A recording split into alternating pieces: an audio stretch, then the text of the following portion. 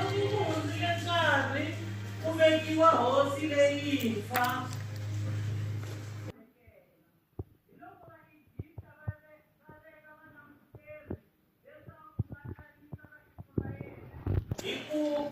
Hikuva rhwexa mitirho yo tika, kutani vaIsirayele va akela Faro miti ya Pitomi na Ramesese yo hlayisa tinhundzu ta yena eka yona.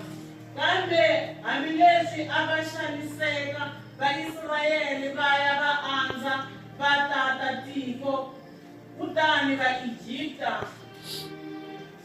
va sungula ku chava. Hikokwalaho vaIjipta va tirhisa vaIsirayele hi tihanyi letikulu, va va xanisa hi ku va nyika mitirho leyo tika ya ku pfuva nhove ni ku endla switina, va nyika ni mitirho ya tixakaxaka va le masin'wini emitirhweni leyi hinkwayo a va tirha hi tihanyi.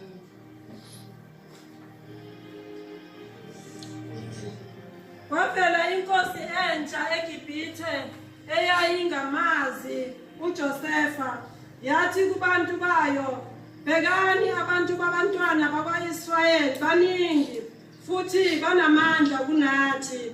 Masizihlakaniphele maqondana nabo, funa bande kuze kuthi lapho kuphuma impi bahlangane nezitha zethu, balwe nathi, bamuke ezweni. Kwase kubekwa phezu kwabo izinduna zokubasebenzisa ezabahlupha ngemithwalo yazo.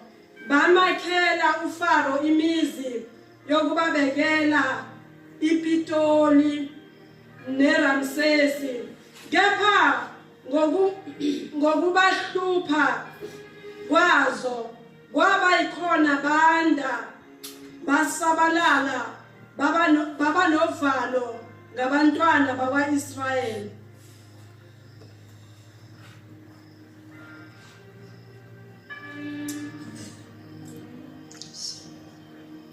Asifunde chapter 7. Chapter 7. Asifunde verse 8.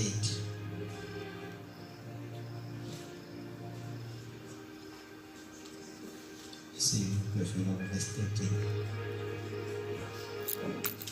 The Lord said to Moses and Aaron, "If the king demands that you prove yourself by performing a miracle, tell Aaron to take his stick and throw it down in front of the king, and it will turn into a snake." So Moses and Aaron went to the king and did as the Lord had commanded. Aaron threw his stick down in front of the king and his officers, and it turned into a snake. Then the king called for his wise men and magicians, and by their magic they did the same. They threw down their sticks, and the sticks turned into snakes. But Aaron's stick swallowed theirs. The king, however, remained stubborn, and just as the Lord had said, the king would not listen to Moses and Aaron.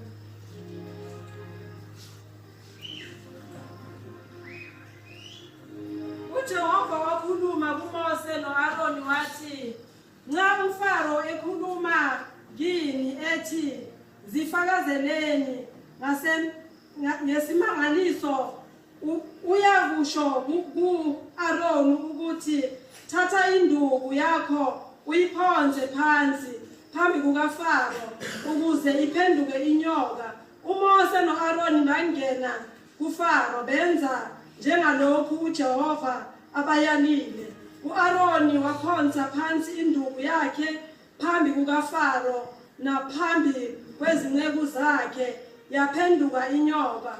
Khona uFaro wabiza izihlakaniphi nabalumbi, izanusi zaseGibhithe nazo zenze njalo ngemilingo yazo, ngokuba yilowo nalowo waphonsa phansi induku yakhe zaphenduka izinyoka. Kepha induku ka-Aroni yagwinya izinduku zabo. Inhliziyo kaFaro yabalukhuni. Inhliziyo kaFaro yabalukhuni kabalalelanga njengalokhu eshilo uJehova.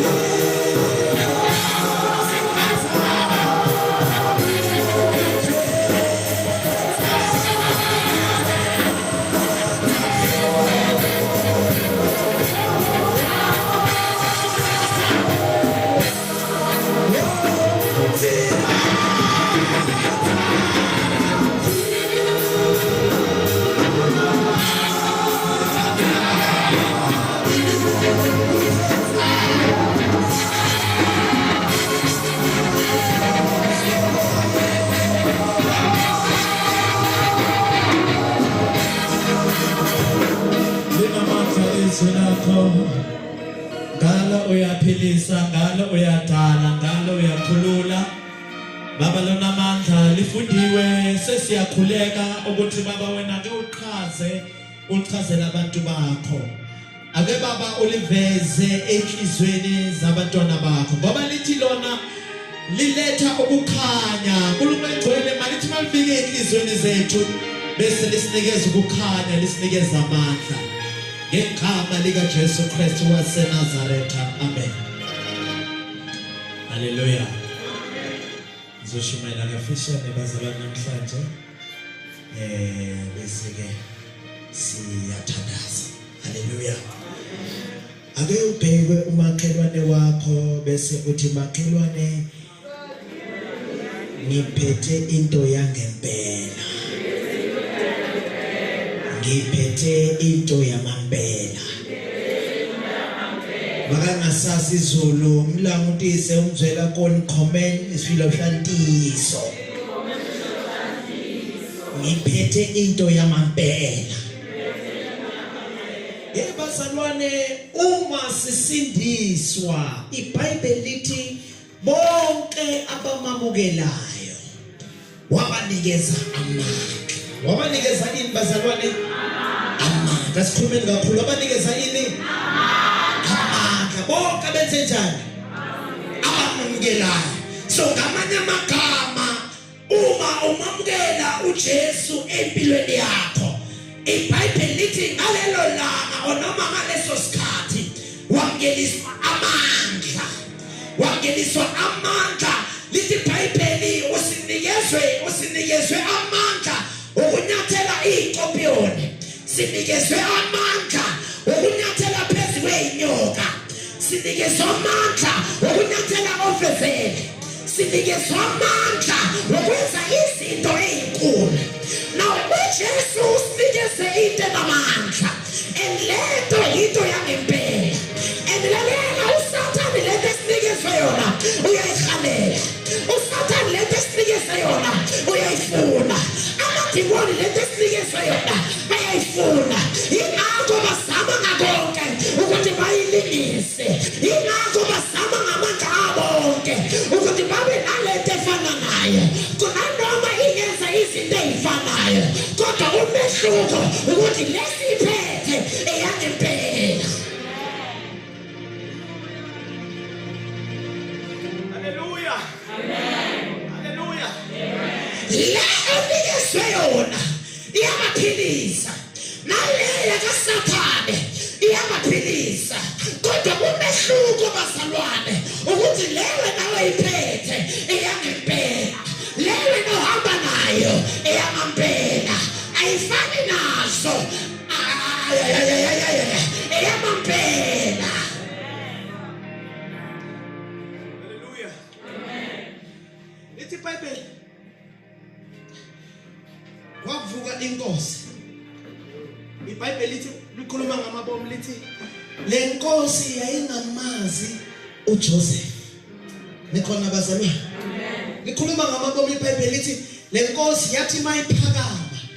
Iphutha le nkosi yaphakama ngalo ukuthi bekangamazi uJoseph. Glory to Jesus. Bekangayazi into yenzeni yangempela. Khuluma ngempela bazalwane. Bekangayazi ini into yangempela. iBhayibheli lithi le nkosi yayingazi ukuthi ngelinye lamalanga uGibhithe wake wabhekana nesikhathi lapho uzoba nenkala kulelizwe lelo. And kwadingeka into enamandla lebezosindiswa uGibhithe ukuthi angabhekani nalenkala ezayo. iBhayibheli lithi kwaphakama inkosi lebengamazi uJoseph. Iphutha lenkosi yalenza ukuthi angazi umuntu ohamba nento enamandla. Angazi umuntu ohamba nento enomlilo. Angazi nomuntu ohamba nento esanama-solutions.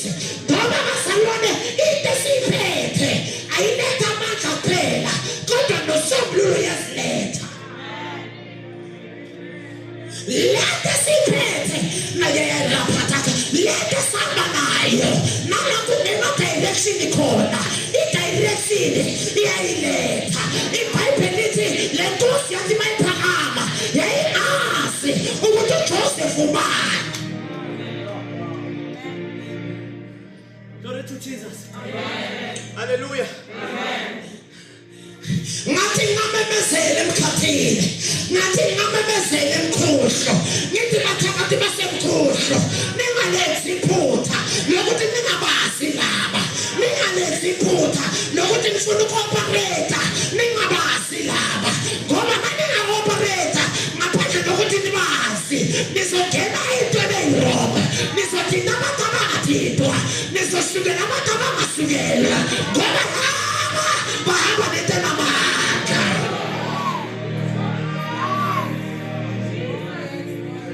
iBhayibheli lithi lalela. Uthi lithi iBhayibheli bekangamazi uJoseph. Uthi wabiza amadoda wathi amadoda siba nenkinga la. Labantu bakwa-Israyeli ngathi manje sebayangifundula ngenani. Hallelujah. Khumbula imistake yokuqala ukuthi iBhayibheli lithi he did not know Joseph. Glory to Jesus. So mangabe akamazi uJoseph kusho ukuthi nalaba adila nabakabazi. Glory to Jesus. Hallelujah. Laba akuya batindezela akabazi. Lithi iBhayibheli wathi ngizokela madoda phezwana madoda labasebenza la sibafunele ama-supervisor. Lawo ama-supervisor niwanikeze umthetho ukuthi make babatindezele. Glory to Jesus. Ngoba masingabatindezela sizobenza ukuthi basheshe bakhuphe. Masingabatindezela sizobaketha amandla. Masingabatindezela siyoketha nabo ngoba bayakhula ngenani. Kodwa masingafaka intindezi phezu kwabo angeke basakhula. Lalela mntwana sekhaya, yazi into uSathane akuphonsa ngazo akali nawe ulokale ukhula kwakho. Yazi into uSathane akusahlela ngazo akasahleli wena kahle kahle, kodwa usahleli uqhubekela phambili kwakho. Into angayifuni uSathane ukuthi wena uthandaze. Into uSathane angayifuni ukuthi wena ufundise likaNkulunkulu. Into uSathane angayifuni ukuthi wena ufaste. Ngoba wangaka wafasta uyamtindezela, wangaka wafuna izi uyamtindezela, wangaka wayayayayaya wathi uyanyakaza uyamtindezela. Kodwa namhlanje ntambama ngizomemezela ukuthi Sathane laba awubazi.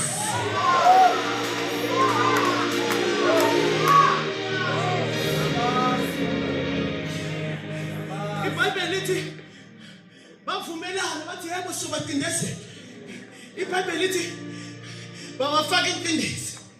Kanti ngoba bafaka intindezi bafana nespring. Siyabathina abazalwane abazofana nespring. Amandla abo avele uma befaka intindezi.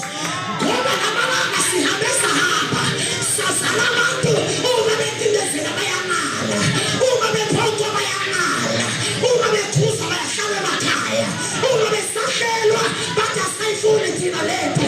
Kodwa sidinga abantu abazovuka abazothi siyabona sitindezelwe, siyabona siyakhahlelwa, siyabona siyakhafulelwa. Kodwa Jehova siyaqhubeka, asiyeki siyaqhubeka, asiyeki siyaqhubeka.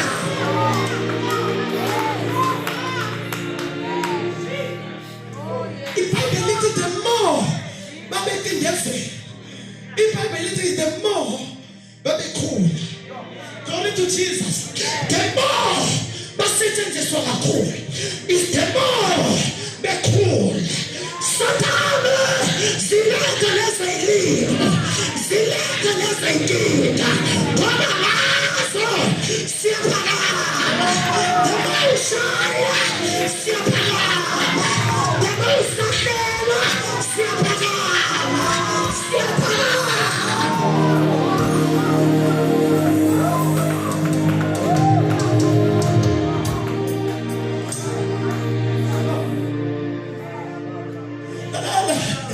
Into ekumele uyithandazele kulo nyaka ungathi Jehova bulala abantu abamelane nawe. Ungathi Jehova yasathakhaya susa abantu abahlebambile. Ungathi Jehova ilwa nabantu ababangazi. Kodwa lalela ube ukhulume njengoDavide uthi baba angesondela izitha ngoba siyazi ukuthi izitha zikubika siyaphetha.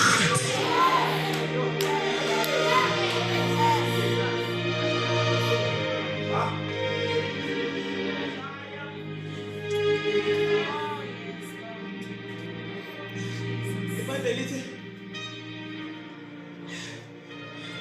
abatindezela uma betindezela iBhayibheli they continue to increase. iBhayibheli bathi no mhlawumbe le misebenzi esibanika yona mncane, ake nifake volume. Hallelujah. Amen. ake nithi ukungezelela kancane sithi ukubanetha kancane mhlawumbe bazawehla iBhayibheli lithi thaba bephakamisa ivolomu apha maJehova apha uyayiphakamisa ivolomu lalela kuthusho ngisamemezela ukuthi kule prayer weekile ngibona uJehova eselika moya ethuphula ivolomu ephakamisa abantu ethuphula ivolomu iyaphakama.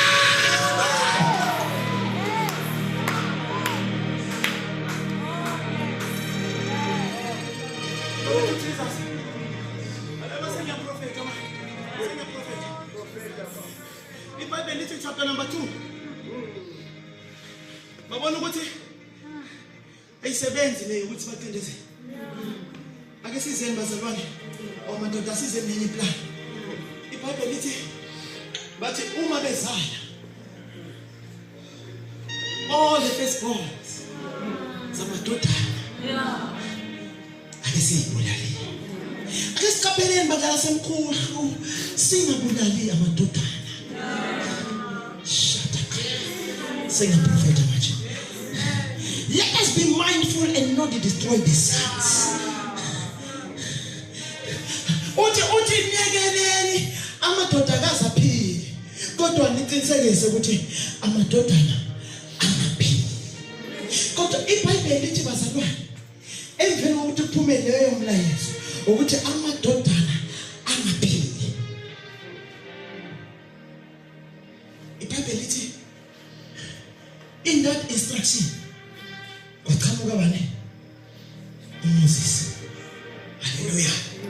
Kwaqhamuka bani uMoses. Hallelujah. iBhayibheli lithi uMose uma uqhamuka under the instructions zokuthi the sons they must not live. No. Yizwa ezweni likamoya kuneminyango yavalela abazali bethu. Kuneminyango yavalela ogogo bethu. Kuneminyango yavalwa ngamademoni, yavalwa ngamasatanist, yavalelwa ogogo bethu. Kodwa lalela ngizobelezela le minyango yavalela ogogo bathu, le minyango yavalela abazali bathu. Njengoba sefika wena uhamba nento yangempela iyavuleka iminyango. Njengoba sefika wena uhamba nento yamampela ayakhasuka amaketane. Lawa abakhashuleke khona akakuhluleke wena. Lawa abakhashuleke khona akakuhluleke wena. Lawa gogo bakho bahluleke khona akakuhluleke. Lento ebulala abazali wena ngeke ikubulale ngoba uhamba nento yamampela.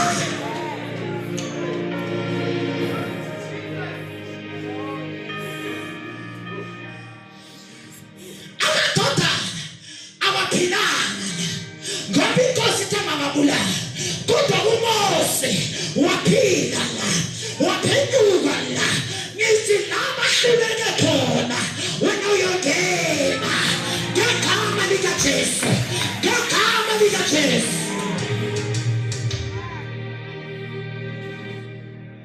Makhalane ngaba nento yempela. Ngaba nento yempela. Alela fast forward uma sifika ku chapter number 7.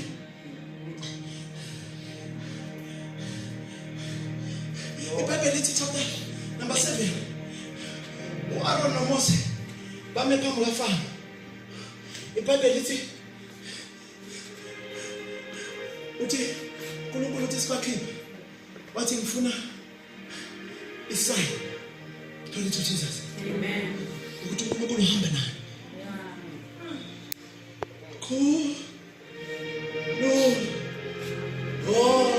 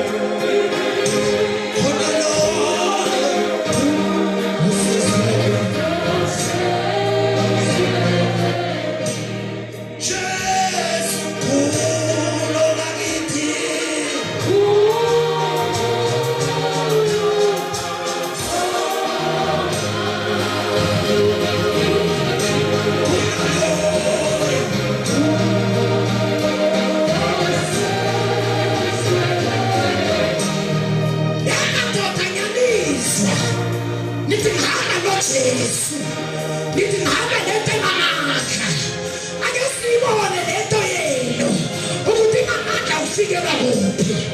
IBhayibheli lithi uAroni wathatha induku yakhe waseyiphonsela phansi.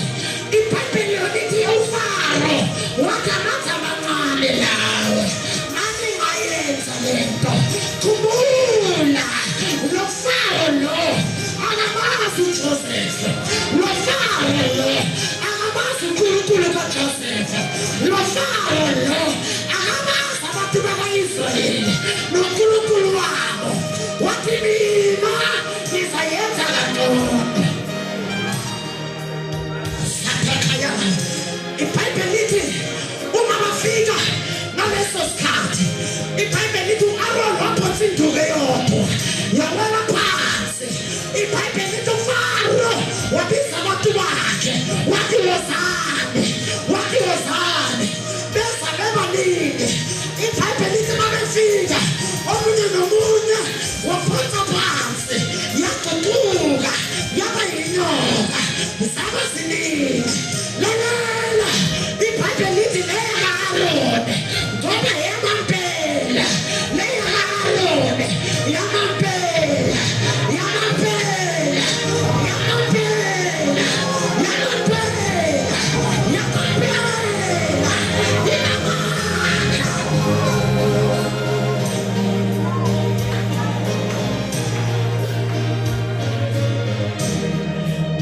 IBhayibheli ayikhulumi bazalwane ukuthi besu-5 or noma besu-10 or noma besu-20, kodwa IBhayibheli into eyikhulumayo ukuthi yazigcinya zonke ngoba yamampela, yamampela, yabona yamampela bazalwane. Uma seyifikile izithatha zonke.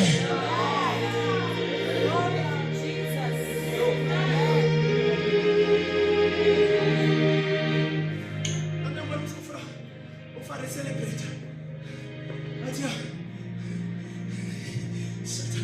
Athi nithi uNkulunkulu ungibizile iphotse nento nami sengibize baphonsile.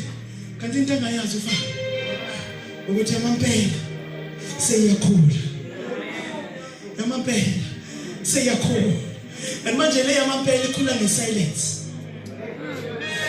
Ungayibona ngathi ithulile kanti ibhizi yacapacitate, ibhizi creator iappetite, ibhizi yazilungiselela ukuthi njalo basithele kumele zonke sizongena la.